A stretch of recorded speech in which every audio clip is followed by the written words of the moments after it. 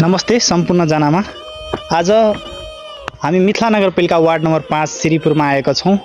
एउटा सानो भिडियो लिएर तपाईहरुको बीचमा प्रस्तुत गर्दै छौँ।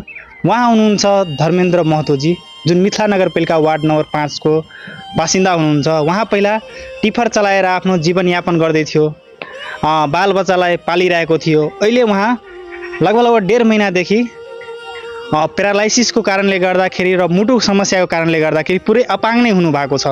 उहाँको घर परिवार चलाउन उहाँ बाहेक कोही थिएन। उहाँ नै हुनुहुन्थ्यो एउटा घरको एउटा मेन खम्बा भन्ने जस्तो, एउटा मेन खम्बा हुनुहुन्थ्यो। उहाँ आज यस्तो अवस्थामा छ, न खुट्टा चलिरहेछ न हात चलिरहेछ। तपाईहरुलाई भिडियो पनि मैले देखाएको थियो, पहिला तपाई भिडियो हेर्नु होला। यस्तो अवस्था छ उहाँको, धेरै नै आर्थिक अवस्था यति कमजोर छ कि भन्नु नपर्ने के। तपाईहरु हेरिराख्नु भएको छ, पछाडी ब्याकग्राउन्डमा पनि हेरिरहनु भएको छ। धेरै नै यति आवश्यकता आर्थिक अवस्थाको छ र हामी गाउँबाट पनि सहयोग गरेका छौँ र गरिरहेछौँ र यति सहयोगले पुग्दैन।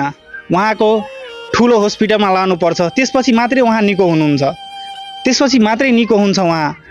त्यही भएर के भन्न चाहन्छु भनेदेखि म देश विदेशमा रहनुभएका दाजुभाइ दिदीबहिनी र स्वदेशमा रहनुभएका सम्पूर्ण काका काकी दिदी बहिनीहरूलाई सम्पूर्ण जनालाई म के भन्न चाहन्छु भने सम्पूर्ण जना आफ्नो ठाउँबाट सानो सहयोग गरिदिन हुन हार्दिक अनुरोध गर्दछौँ र तपाईको सानो सहयोग उहाँको लागि धेरै नै ठुलो सहयोग हुनेछ।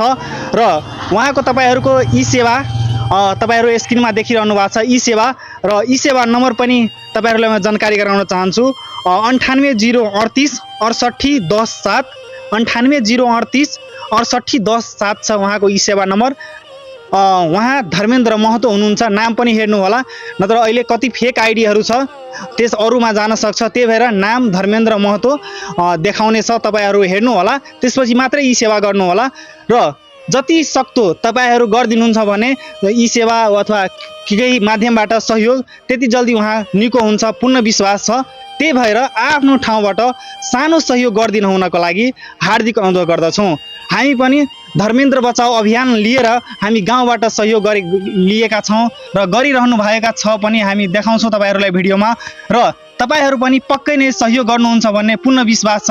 त्यही भएर तपाईहरु जहाँ कहाँ हुनुहुन्छ, जहाँ पनि हुनुहुन्छ, तपाईहरु त्यहीबाट सानो सहयोग गरिदिन हुन हार्दिक अनुरोध गर्दछौँ। धन्यवाद।